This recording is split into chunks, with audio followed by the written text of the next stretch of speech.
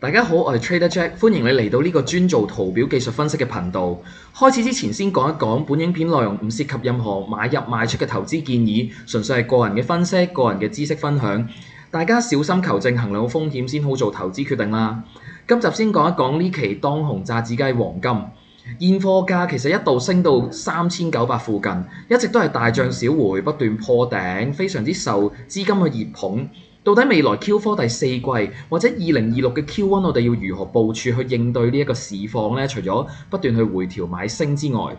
先回顧下黃金由2024年年初開始，一直呢其實就以一個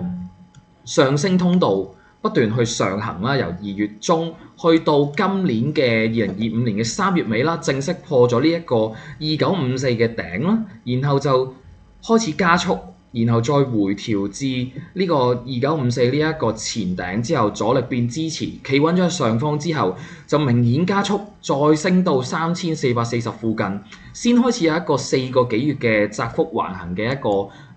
盤整段咯，係啦。咁雖然一度係跌破到去到3100幾，但其實一個星期之內就已經收翻喺橫行段之中，直到9月頭再次向上突破，一直都冇再翻過轉頭。所以咧，我想喺呢度分享3個自己嘅個人部署啦。我自己首先最理想就係 Plan A 啦，咁繼續挑戰新高，順勢破3900甚至4000。不過要注意嘅係，暫時其實未有明顯嘅上升或者下跌嘅動能出現，只係其實一路順住我圖中嘅呢一個速率向上行緊啦。咁但係咧，你冇見到一啲明顯嘅陰燭陽燭去介入佢嘅，係啦。咁所以咧，佢係有機會突然間反向，而我個人係唔會喺呢啲位置去建倉，意圖坐一個大型嘅波浪。咁我主要咧都係會以即時短打操作，覺得會較為安全。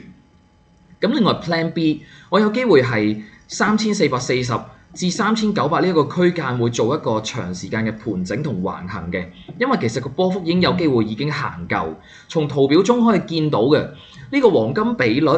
嘅延伸，由加速嘅升段嘅底拉到去個頂，你會見到個目前價格其實已經行到1.618嘅位置，係其中一個角度去判斷個波幅已經行到7788啦。咁個價格亦都有權開始做頂，然後逐漸拉回做一個大型嘅橫行盤整，而個區間就係前頂嘅3440至到3900嘅水平。